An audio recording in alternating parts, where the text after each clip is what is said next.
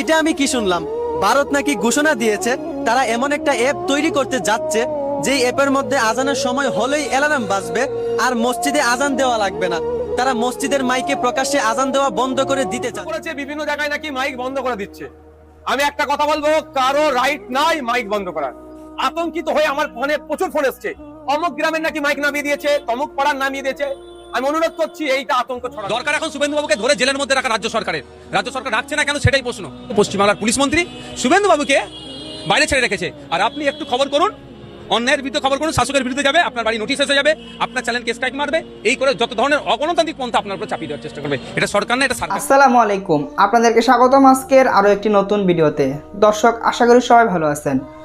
দর্শক শ্রোতা, ভারতের পশ্চিমবঙ্গে মসজিদে মাইকের আজান নিষিদ্ধ ঘোষণা করলেন শুভেন্দু অধিকারী। দর্শক শ্রোতা, এদিকে এর কড়া জবাব দিলেন নওশাদ সিদ্দিকী। দর্শক, ভিডিওটি না টেনে সম্পূর্ণ দেখবেন, তাহলে এই বিস্তারিত জানতে পারবেন ইনশাআল্লাহ। দর্শক, ভিডিওগুলো প্লে করার আগে আপনার কাছে ছোট্ট একটি রিকোয়েস্ট, এখনও যারা আমাদের চ্যানেলটি সাবস্ক্রাইব করেননি, নিত্য নতুন ভিডিওর আপডেটগুলো সবার আগে পেতে চ্যানেলটি সাবস্ক্রাইব করে সঙ্গে থাকুন।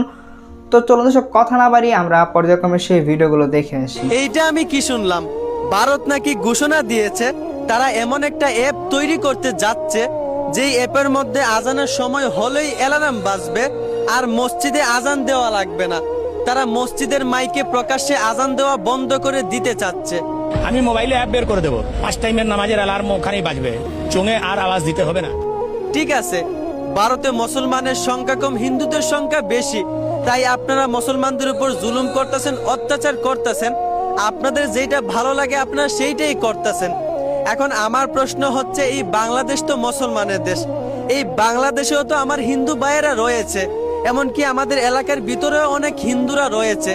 তারা খুব স্বাধীনভাবে তাদের ধর্ম পালন করতেছে, গান বাজনা নাচ গান সবকিছুই করতেছে। এতে করে তো আমাদের অনেক সমস্যা হয়।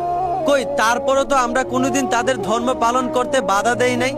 বাধা দিব দূরের কথা, বরঞ্চ আমরা মুসলমানরা তাদের সঙ্গে এত সুন্দর ব্যবহার করি, আমরা তাদের সঙ্গে এত সুন্দরভাবে চলি, অপর দিকে একজন দেখলে বলবে আমরা একে অপরের ভাই। কারণ আমরা মুসলমান, আমাদের ধর্ম ইসলাম, আর ইসলাম আমাদেরকে শিখিয়েছে যার যেই ধর্ম সে সেই ধর্ম পালন করবে, তোমরা কারো ধর্ম পালনে বাধা দিও না। এই জন্যই আমরা মুসলমান, আমাদের ধর্ম ইসলাম, আমরা আমাদের ধর্ম পালন করি, আর অন্যদের ধর্মে আমরা কখনো বাধা দেই না, এটা আমাদের অধিকার নাই। তো আপনারা কেন ভারতে মুসলমানদের ধর্ম পালনে বাধা দিতেছেন? আপনারা কেন মসজিদে প্রকাশ্যে আজান দেওয়া বন্ধ করতে চাচ্ছেন? এই আজানকে কি আপনারা সামান্য কোনো শব্দ মনে করছেন? বড্ড ভুল করতেছেন। ভুলে যায় না, এই বাংলার জমিন ও সিলেট অঞ্চলে এক হিন্দু রাজা ছিল যার নাম ছিল গৌর গোবিন্দ। সে তখন মুসলমানদের উপর অনেক জুলুম অত্যাচার করেছিল। ঠিক সেই সময় শাহজালাল রহমাতুল্লাহ আলাই শুধু আজান দিয়েছিলেন, আর সেই আজানের ধ্বনিতে গৌর গোবিন্দর দুর্গ কেঁপে উঠেছিল, এমনকি গৌর গোবিন্দ পালিয়ে যেতে বাধ্য হয়েছিল। আর সেই আজান আপনারা বন্ধ করতে চাচ্ছেন? বড্ড ভুল করতেছেন। আপনারা কি আল্লাহর সঙ্গে পাঙ্গা নিতেছেন? আরে বোকা মানুষ, আজান থামবে না, আপনাদের জীবন থেমে যাবে, মুসলমানরা থামবে না। একদিন এই পুরো ভারত মুসলমানদের হয়ে যাবে। কারণ বেঈমানরা যেটা চায় সেটা কখনোই হয় না, আল্লাহ যেটা চান সেইটাই হয়। ফেরাউন চেয়েছিল মুসা নবী যেন দুনিয়াতে না আসে, কিন্তু আল্লাহ চেয়েছেন মুসা নবী দুনিয়াতে আসবে, তাই আসছে। তাও আবার ফেরাউনের গড়েই আল্লাহ মুসা নবীকে বড় করেছেন। অতএব সাবধান, তোমরা যেটা চাইবা সেইটা হবে না, আল্লাহ যেটা চাইবেন সেটাই হবে। ভদ্রতা বজায় রাখেন, নিজের ধর্ম নিজে পালন করেন, অন্যের ধর্ম অন্যকে পালন করতে দেন। আশা করি বুঝতে পারছেন। ধন্যবাদ। দরকার এখন শুভেন্দু বাবুকে ধরে জেলের মধ্যে রাখা রাজ্য সরকারের। রাজ্য সরকার রাখছে না কেন সেটাই প্রশ্ন। পশ্চিমবাংলার পুলিশ মন্ত্রী শুভেন্দু বাবুকে বাইরে ছেড়ে রেখেছে। আর আপনি একটু খবর করুন, অন্যায়ের বিরুদ্ধে খবর করুন, শাসকের বিরুদ্ধে যাবে, আপনার বাড়ি নোটিশ এসে যাবে, আপনার চ্যানেলকে স্ট্রাইক মারবে, এই করে যত ধরনের অগণতান্ত্রিক পন্থা আপনার উপর চাপিয়ে দেওয়ার চেষ্টা করবে। এটা সরকার না, এটা সার্কাস চলছে।